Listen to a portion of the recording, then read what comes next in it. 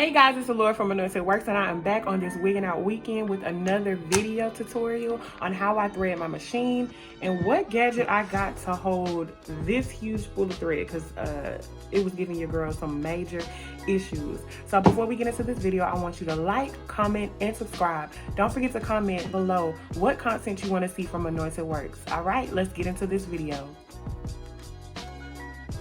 Alright guys, if you've been following along with my videos, you know that I'm also a teacher as well, but I'm working at my workstation, which is my double workstation, is serving that purpose of teaching and making wigs.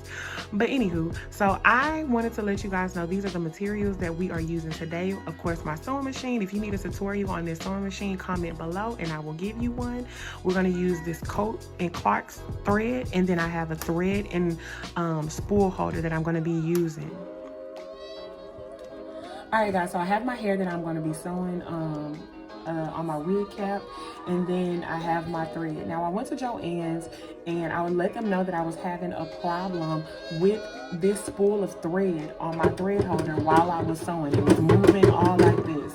There's nothing in here to secure it. Now if you see a normal spool of thread, they have a little space that can securely fit on this thread holder on your machine. Now the store clerk let me know that there's a cap that comes with the machine, but this machine didn't come with one. So she also we also tried to figure out, you know, what pieces I had that came with the machine, but I let her know that I didn't have a cap for it. So she told me about this here gadget right here. It's a thread stand, as well as a thread holder that you can use to thread your machine. Now, if you need a regular demo on how to thread your machine, comment below and I will leave a video for you. Also, make sure your bobbin is threaded. If you need a video for that on how to thread your bobbin, I will definitely upload a video as well. Just comment below. Comment below anything that you want to see from Anointed Works, and I'll try to get that out for you. Alright, so I'm working on my angles. So what you do is you place the thread, the spool of thread here on this thread holder, and it holds it fit and secure. Now, one thing that I saw from another YouTuber was the direction that your thread is going. You want to make sure that it's coming from behind the spool of thread, okay? So I'm going to place this behind or on the side of my machine. Before I do that, let me show you where it's going to go. There is, I'm working my ankles, guys. There is a hook here where the thread is going to come through. So I'll go ahead and hook that here. All right, so it's coming from behind the thread and going through the hook. All right, so I'll put that next to my machine. Now, it's going to thread regularly. There are instructions or guidelines that you can use to thread your machine, all right? So it goes through this gray area right here where there's a number 1 there. Okay, I'm gonna adjust the camera. Then there's a number 2 on this part of the machine. And it goes a number 3 down here. It tells you, it's in arrows that tell you which way the thread goes. It goes up, and there's a little latch hook where you need to latch it. There's also a model showing you how to do that. You come back down.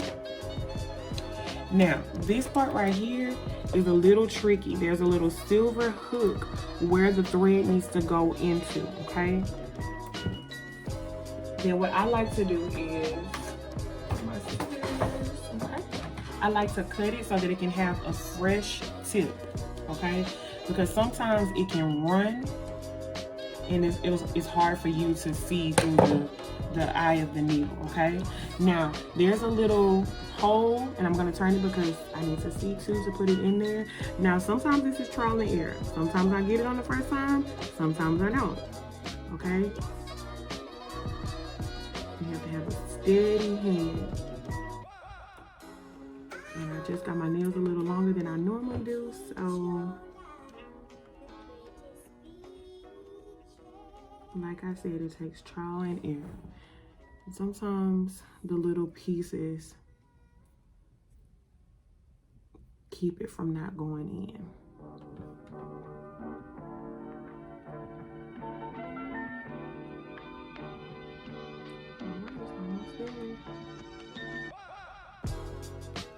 No, it wasn't. Tricked me.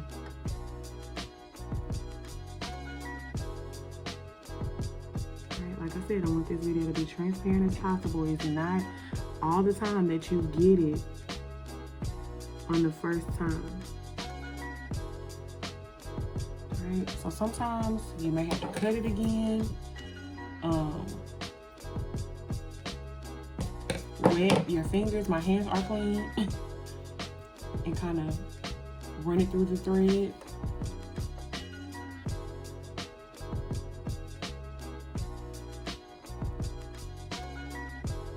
And there we go. Now, sometimes if you move your hands too quick, the thread will come out. I can use my nail to pull it through. On the other side, like I said, it takes a steady hand, guys. And then sometimes, if that doesn't work,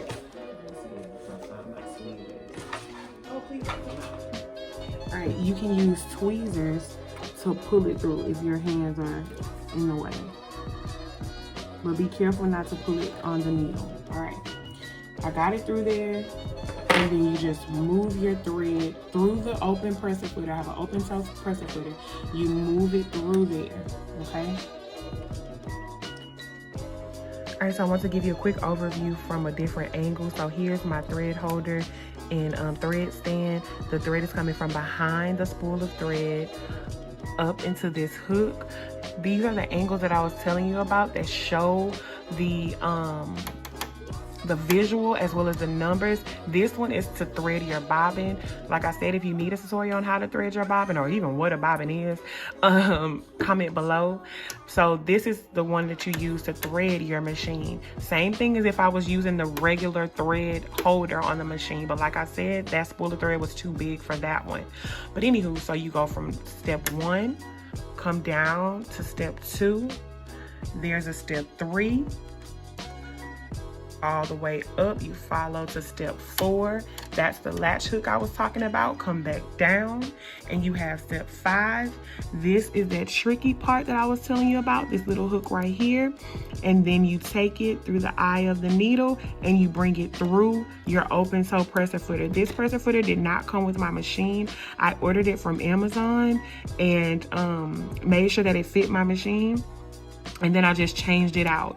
And here is what I was talking about the bobbin. If you need a video, don't forget, comment below and I'll make one. All right, guys, thank you so much for watching this quick and easy tutorial. Like, comment, and subscribe. Don't forget, please, to like, comment, and subscribe for more videos from Anointed Works. Please comment the content you want to see below. I'm getting ready to sew this hair.